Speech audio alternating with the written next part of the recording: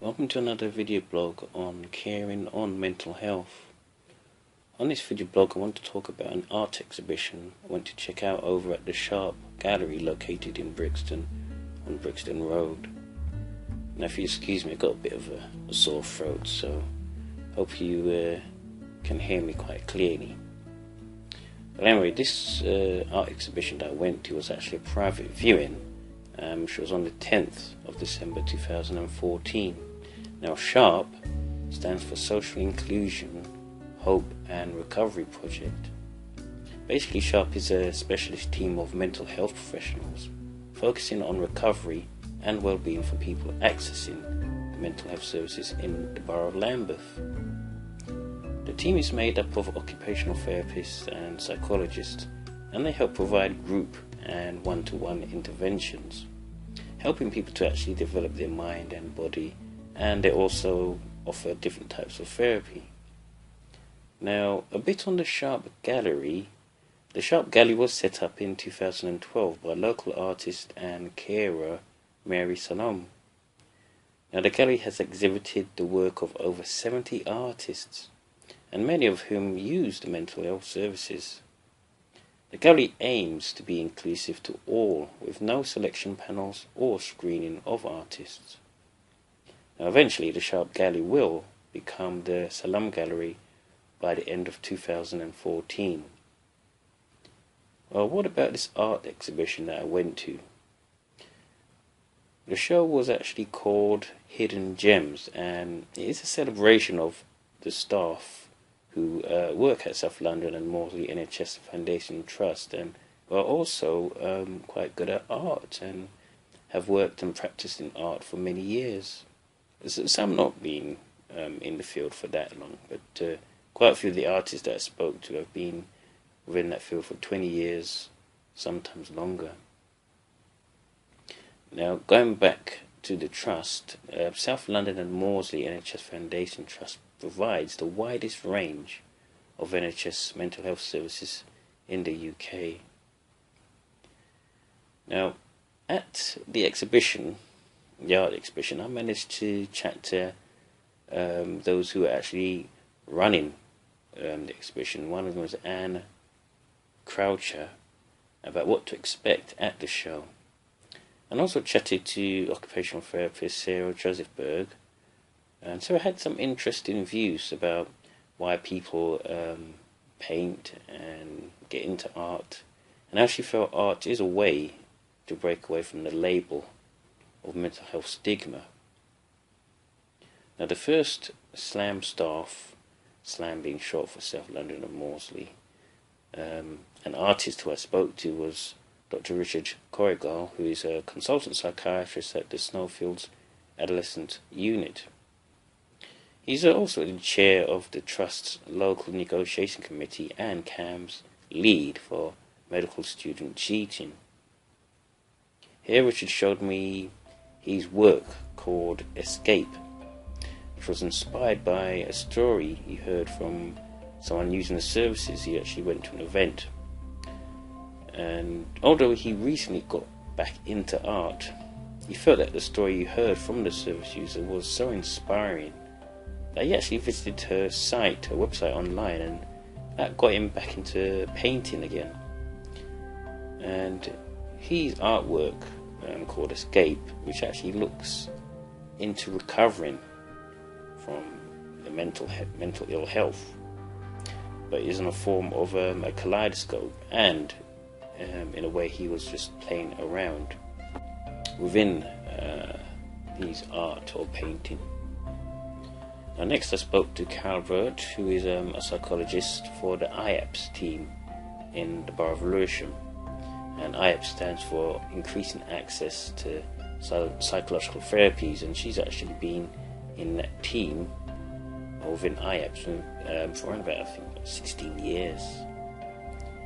Now, Carol showed me two very large paintings, and these paintings were untitled, but they're also abstract in showing some form that she mentioned would be of, I think, a railway track.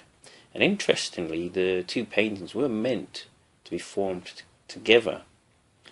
But Carol also mentioned to me that it was actually up to the viewer to relate to what they feel about the paintings. The next slam artist I spoke to was Jill Abrahart, who is an IAPS employment worker, and Jill helps and engages those who try to find their way back into the field of work. Her paintings was when she was on holiday. One of them was when she was on holiday in Rhodes, and she managed to capture and paint the sunrise. Jill also showed me 3 other pieces of her work at the exhibition.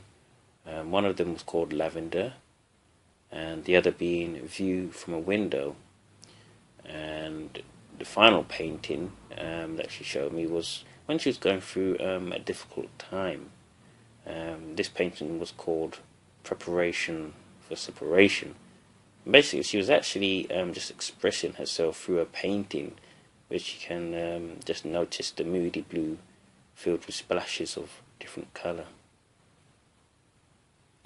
I then talked to Alex Harwood, who is the arts facilitator for 2 groups actually. He facilitates 2 groups, one of them being the Blackfriars CDAT group, and the other being the Slams AD Art group. And he has been on the art scene for around, I think, about 1 year or so, and has done work over at the Institute of Psychiatry, Psychology and Neuroscience. The first piece he showed me was a mixed media painting called What a Way to Make a Living. And the painting, which was actually one of my favourites at the show, was about how he travelled to work some years ago. He used to work in an office, and he just basically recorded this as mixed media onto his paintings, and you can see like various tools shown on the painting, which I thought was very creative. Alex then showed me another photograph picture, which was one of his artwork, and here Alex is trying to capture real life. After chatting and having some refreshments, which they provided at the exhibition, I then spoke to Paula Morcher, who is the part of the STEPS team working on STEP Art project. And Paula showed me her photograph artwork on homelessness in India. She was over there for a holiday, and she was interested in how homelessness was portrayed over there. And she also showed me again another mixed media painting, which was inspired by a 3-legged cat who actually liked to stash ripped up papers in his litter. I then chatted to Terence Wilde about his 3 colourful paintings, but unfortunately none of his mental health work was on show at the event. He's known for quite a few of his mental health artwork.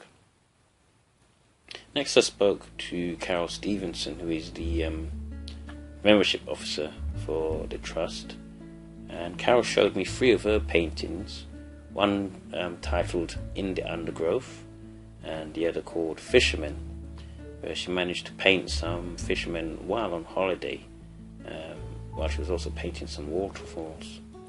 And again, her paintings were based on experimenting with shapes and colours.